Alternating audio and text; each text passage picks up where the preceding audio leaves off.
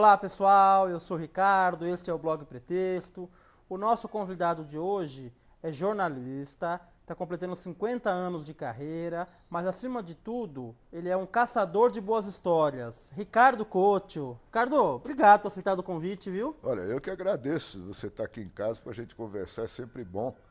E queria te dar os parabéns pelo teu trabalho, né? De você fazer um blog. O nome é muito bom, o Pretexto, Obrigado. né? E isso mostra a democratização da informação, da opinião e tal. Que antigamente era só jornalista profissional que fazia essas coisas. Isso. E hoje todo mundo é emissor e receptor de informação. Isso é muito bom. Obrigado. Eu li que você tentou ser jogador de futebol. Que tipo de jogador o futebol perdeu? Como é que você era? Não perdeu grande coisa porque eu fui reprovado no primeiro teste, né? Eu jogava futebol o dia inteiro no Colégio Santa Cruz, onde eu Tá. estudei no ginásio, né? E gostava muito de jogar. Né? Aham. E sou São Paulino fanático, né? Pois é. Aí, Apesar disso, eu gosto muito de você, viu? cada um tem seus defeitos, né? Isso. E meu pai também, São Paulino, era amigo do técnico do juvenis, o José Poi. Tá. Que foi um grande jogador, um Aham. grande técnico. Falei, vai lá e tal. Aí eu fui, fiz o teste e depois de meia hora ele me chamou e falou, olha, não deu, né? E aí eu faço uma brincadeira dizendo que o cara aqui não dá certo em nada, não. Porque eu tentei também ser cantor, né? Fui aprender Isso eu não violão e sabia. tal, é. Ah. Na segunda aula, o professor, que era cego, mas não era surdo, falou, meu filho, você não leva a jeito. Não, é melhor você tentar outra coisa. E aí eu fui ser jornalista. Ganhamos um excelente jornalista, né? Pelo menos eu gosto muito do que eu faço. Os outros eu não sei, eu gosto. Coutinho, você teve uma série de reportagens que você passava o dia com alguém, você relatava o dia, né? Foi com o Itamar Franco, acho que com o Roberto Carlos você fez também, com algumas Também, pessoas, né? Sarney. Sarney, Como seria o dia do Ricardo Couto hoje em dia? Como é que é? Olha, mudou muito em relação à vida toda, né? Que eu trabalhei em redação e era muito simples. Eu acordava de manhã, ia para a redação e voltava à tarde da noite. Aham. Ou viajava e tal, né? Agora, 2 vezes por semana eu vou para a televisão à tarde, né? No fim da tarde, para fazer comentários no Jornal da Record News com o Heródoto Barbeiro, Tá. né? Que já apareceu No blog, E faço todo dia, de domingo a domingo, o blog, que eu também tenho, que chama Balaio do Couto, e sou repórter da Revista Brasileiros. Tá. Né? Faço uma reportagem por mês. Não tenho feito, porque eu quebrei o braço no começo do ano e estou até hoje em tratamento, em fisioterapia, não dá para viajar. Né? É essa a rotina. E quando tá em casa, cuida das netas. A neta veio aqui, eu tenho 5 netos já, né? Tenho uma turma já, né? E no fim da tarde, quando eu não tenho televisão, eu vou no bar da esquina encontrar os amigos, que ali tem pessoal de televisão, de advogados, juristas, empresa, tem de tudo, né? Daí eu fico sabendo, né, o que aconteceu na Bolsa, né, como é que está a política. Aí no sábado de manhã vão juristas lá, né, inclusive ex-ministro do Supremo Tribunal. É uma coisa boa, sabe, para mim, né? Porque eu trabalho muito em casa, então eu tenho que sair para encontrar pessoas e tal, né? Ricardo, eu entrevistei muito jornalista aqui pro blog, né? E eu tenho a impressão que você é a única unanimidade que eu conversando com eles, de pessoas que eles respeitam, que eles gostam, e muita gente que pensa totalmente diferente de você, né? Então você é um jornalista com muitos amigos. Eu queria saber, qual é o grande inimigo do jornalista? Olha, eu acho que maior inimigo do jornalista é a arrogância. Tá. Sabe, isso eu aprendi com muita gente quando eu comecei. Eu dei a sorte de trabalhar com grandes profissionais em todos os lugares por onde eu passei, né? E eu percebia que os melhores, né, eram os mais humildes, eram os mais simples, que tratavam bem todo mundo. É uma tendência do jornalista de ser submisso com quem é muito importante, né, e de ser duro com quem com o pessoal mais simples, né? E eu sempre fiz muita matéria na área social, não de coluna social, mas do movimento social, em que você convive com gente mais simples, do povo e tal. Então, eu acho que foi por aí. E uma outra coisa também, você para conseguir arrancar as histórias, que eu sou um caçador de histórias, né, você tem que conquistar as pessoas, a confiança das pessoas, né? Não fazer um interrogatório, né, como muita gente fala. Né? Às vezes o repórter fala mais do que o entrevistado. Isso. Então, acho que é isso. E é um jeito de ser também. Eu não gosto de briga, sabe? Eu não gosto de disputa, de concorrência. Essas coisas eu nunca entrei nesse jogo. Né? E jornalista tem muito isso, é muito competitivo. Né? E quando eu percebi que não estava legal para mim, eu ia embora e ia para outro lugar. Né?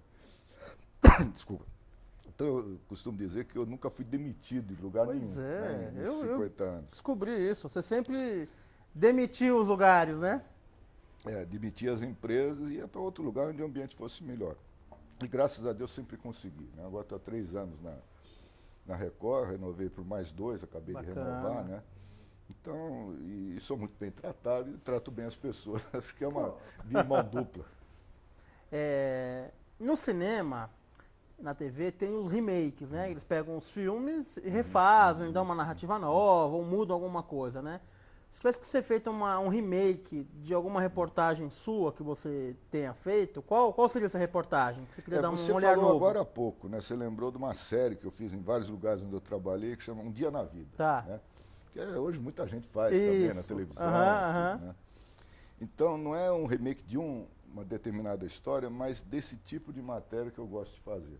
Sabe, para você conhecer bem uma pessoa, você tem que pegar desde o café da manhã, acompanhar a rotina, você me perguntou da rotina, até a noite. Né? Eu me lembro de uma história do Heródoto Barbeiro, que hoje é meu colega. O título era o Monge da Notícia, porque o lema da CBN é a rádio que toca a notícia. Aí eu botei o Monge da Notícia, porque é monge mesmo, né? Não sei se você te contou essa história. Não. Eu li na sua matéria. E é uma história fantástica, a história de vida dele, a rotina dele é um negócio que eu fiquei cansado pra caramba. Né? Mas eu pretendo voltar a fazer na Revista Brasileira. Eu acho bacana. Não com os mesmos personagens, que alguns já morreram, né?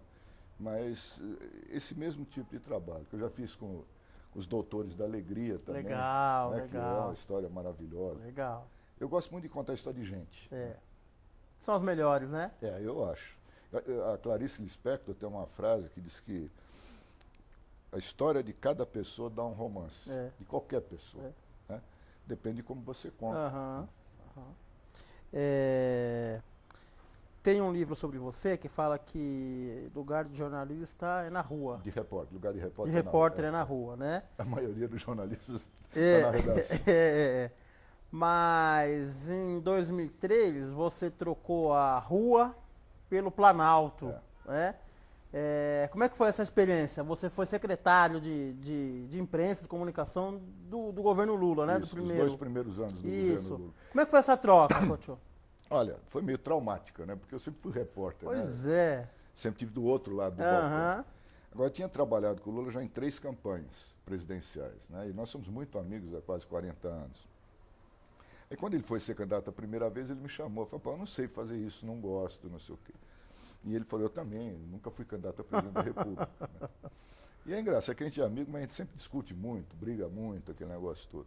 Então foi uma coisa natural, como eu tinha trabalhado com ele na campanha em 2002, e daquela vez ele ganhou, né? Até tem uma coisa engraçada, o seu Frias, dono da Folha, que já morreu, quando eu fui trabalhar de novo com ele, ele falou, outra vez, vocês vão perder de novo, tal.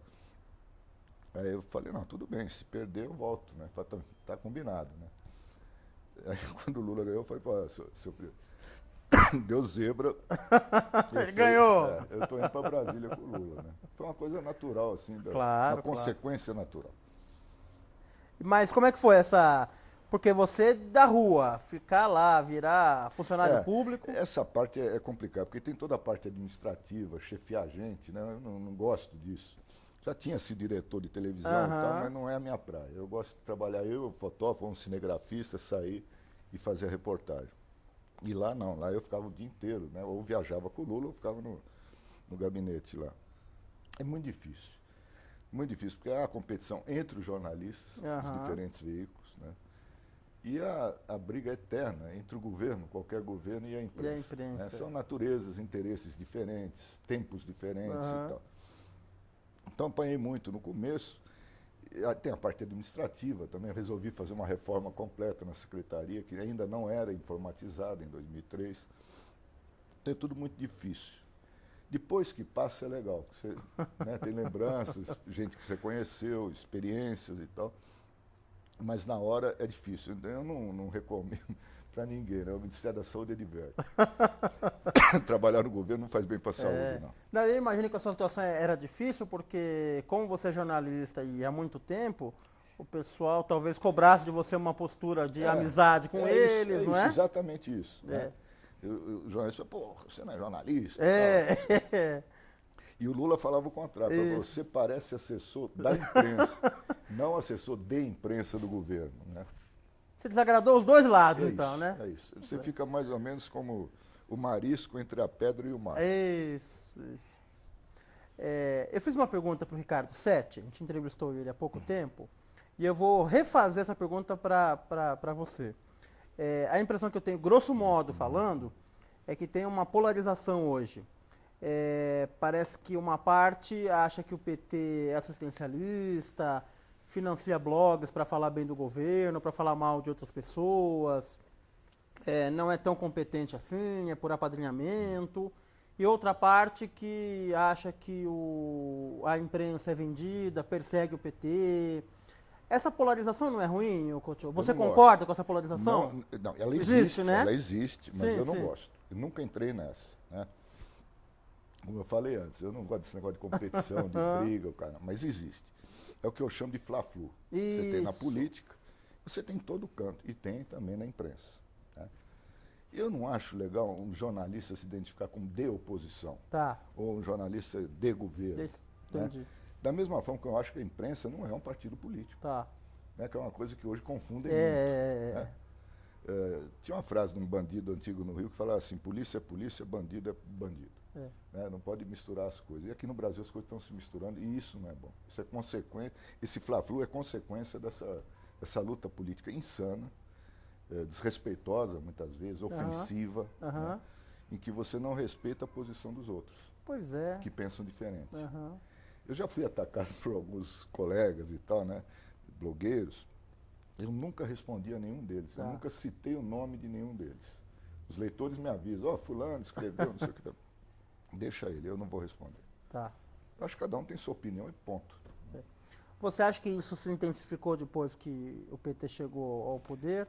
É que até 2003 não tinha blogs, né? O primeiro foi no Noblar, foi mais ou menos nessa época. Isso.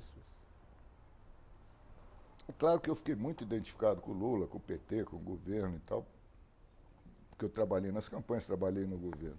Mas eu nunca misturei as coisas, por incrível que pareça. Eu sempre procurei separar o meu trabalho, a minha profissão, das minhas amizades ou preferências e tal. Eu nunca fui filiado a nenhum partido político, portanto eu não devo nada a nenhum partido, não tenho nenhum compromisso com nada disso.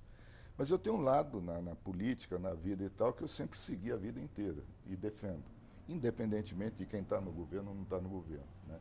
Por isso que eu sempre tive uma relação boa com políticos de todas as áreas, de todos os partidos, de todas as tendências. Nunca tive dificuldade pelo fato de ser identificado com o Lula e com o PT. O Lula foi o presidente que você imaginava? Eu acho que ele, em certo sentido, foi até melhor. Né? A grande preocupação nossa no início era a economia do país.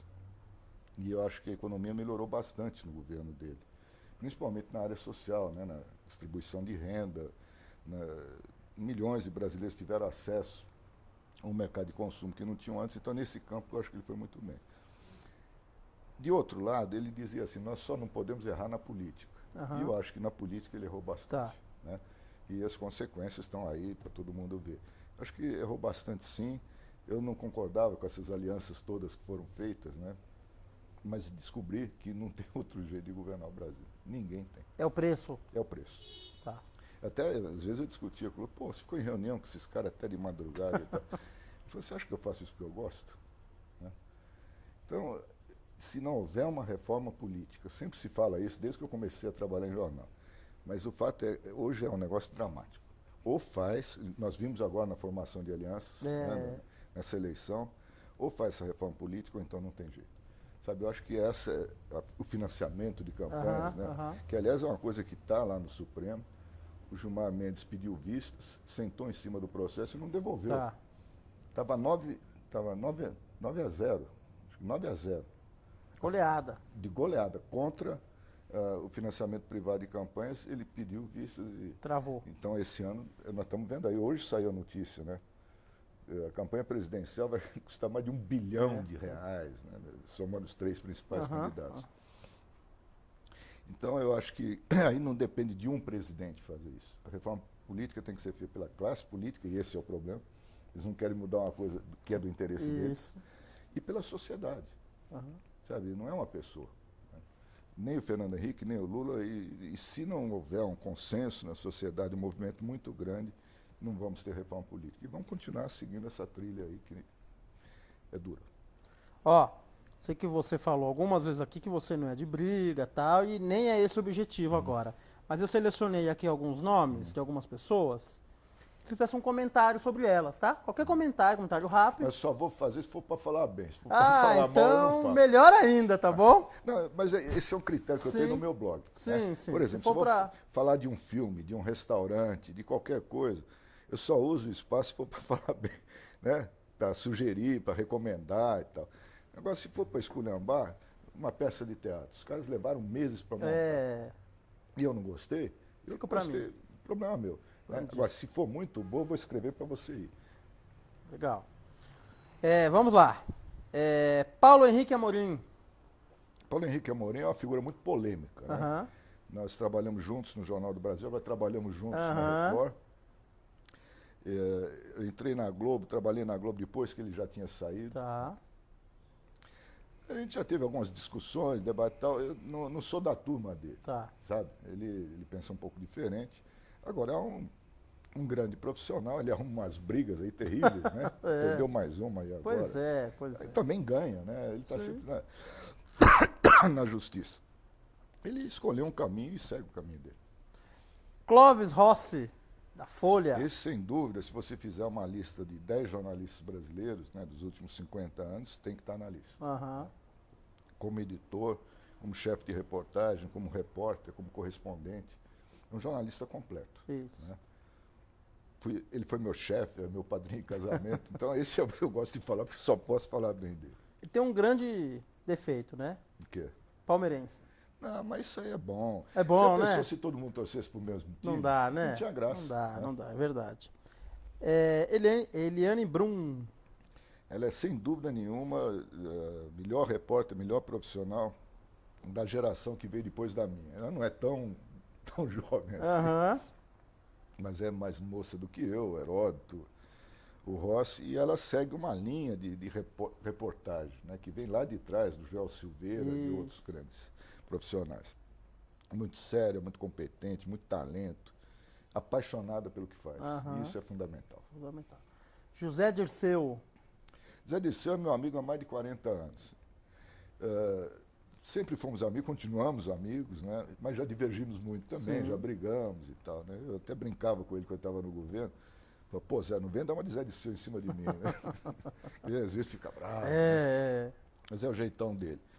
Eu sofri muito, senti muito essa punição que ele teve, eu imagino, eu me coloco sempre no lugar das outras pessoas. Né? Ele ficou agora 7 meses em regime fechado. Eu não sei se eu aguentaria. Sabe? Então, em vez de julgar o político, pegar a parte jurídica da história dele, eu sempre prefiro ver pelo lado humano. E pelo lado humano, ele sempre foi uma pessoa muito correta, muito amigo dos amigos. Né? Genuíno. É a mesma coisa. Mesma, se aplica... Com uma diferença, o Genuíno eu nunca divergi dele, eu sempre... Desculpa, estou com uma tosse danada hoje. Quero ver como é que vai ser na televisão hoje. Outro dia já deu uma mancada. O Genuíno também é um cara mais sereno, né? Eu tive poucas discussões com ele, gosto muito dele, da família dele. É um batalhador. Joaquim Barbosa. Não vou falar. Tá bom. Ó, próxima, você escolhe, tá? São 3 tipos de perguntas. Pergunta da hora, pergunta fogo amigo e pergunta para poucos. Tá. Escolhe uma que eu faço. Repete, por favor. Fogo amigo? Fogo amigo, da hora e para poucos. Da hora. Da hora. Isso é coisa de repórter. Uma curiosidade. Qual foi a última vez em que você usou relógio, Ricardo Couto? Rapaz, eu não me lembro. Eu era moleque. Eu não sei por que tem esse negócio. Eu não acostumei a usar. Até hoje eu não acostumei a usar celular também. Né? Eu tenho celular, um bonito, aí, todo moderno. Cara. Mas não tenho hábito. Então ele fica mais em cima da mesa do que andando comigo. É um celular fixo. Né? E o relógio, eu acostumei a viver sem relógio. Né? Então eu tenho um relógio mental mais ou menos aproximado. Né? E todo lugar que você vai, Alguém tem relógio, Alguém né? tem, e tem no celular Isso, também. hoje é Só mais que eu fácil. também não levo o celular. Agora eu estou muito velho para mudar. Sabe? Agora, eu né? tenho certos hábitos que eu sei que não são bons, ainda mais para jornalista. Né? Aham. Sabe? Mas não tem jeito. Agora, 66 anos, não, fica difícil de mudar. Tá bom sem relógio, né? Tá bom assim. Tá bom sem relógio. Sobrevivi até agora. Ó, a última. Pablo Neruda escreveu o seguinte: a poesia tem comunicação secreta com o sofrimento do homem. O jornalismo se comunica com o que da alma humana? O jornalismo é uma atividade assim, tão completa, eu acho que é a mais completa que tem das profissões, sabe? Para você lidar com a vida das pessoas. Você lida com a alma humana de todas as maneiras, em todas as áreas. Eu acho que essa é a grande coisa da profissão. Você conhece gente de todo tipo, em todo lugar, né? Uma coisa curiosa, você citou Pablo Neruda, que é fantástico, né? Mas antes de escrever texto para jornal, eu escrevia poesia. E quando eu fui pedir o primeiro emprego, eu levei as poesias. Tá. Quando eu fui namorar com a minha mulher, que é mulher até hoje, né? Eu escrevia poesia para ela. Tá. Né? Eu tinha dificuldade para falar, então eu fui aprender português com 6 anos, né, na escola, porque eu falava só alemão. Só alemão. Eu sou filho de alemão, em casa se falava e tal. Então a poesia era a minha forma de eu me comunicar com os outros. Né? E aí acabei virando jornalista. Né? Aquele negócio que eu falei no começo, que não dá certo em nada na vida, acaba virando jornalista. Né? E infelizmente parei de escrever poesia, que eu acho uma coisa maravilhosa, sabe? Eu gostaria de continuar e vou fazer ainda. É que hoje eu tenho vergonha de escrever poesia. Sabe, porque confunde um pouco. Sabe, repórter não pode ser poeta. Né? Repórter é um escravo dos fatos. Você tem que contar o que aconteceu. Isso. E a poesia é o contrário. É o contrário. A poesia é o sonho, né? Você sair da realidade, né? Recriar a realidade e tal, que é o contrário do que o repórter deve fazer. Né? Mas na hora que eu parar, eu espero daqui a 2 anos, eu cumprir esse contrato agora de 2 anos e tal, e aí realmente fazer outras coisas. Uma delas, escrever livro para crianças e poesia. Ricardo, essa entrevista, além de ser um pretexto para eu te conhecer, é uma singela homenagem pelos seus 50 anos de carreira, viu? Obrigado, Você Ricardo. É um cara que tem, Obrigado. assim, batalhado, tem dignificado aí a profissão, é amigo de muita gente, todo mundo gosta de você, Graças a Deus. viu? O importante quando você chega nessa idade aí é a quantidade de amigos e a qualidade dos amigos que você tem, né? Nem tanto a quantidade, mas a qualidade. é a qualidade. Né? É isso que fica, os amigos, as histórias e os parentes, né? A mulher, os netos, as filhas e tal. É o que a gente leva. É né? isso aí. Então eu que agradeço para você, que foi uma conversa muito boa, muito agradável. Conversei. Siga em frente. Muito obrigado, viu? Conversei então com o quase cantor, quase jogador de futebol, futuro poeta e brilhante jornalista. Obrigado, viu, Couto? Obrigado, Ricardo. A gente fica por aqui, se vê em breve mais um pretexto. Até mais.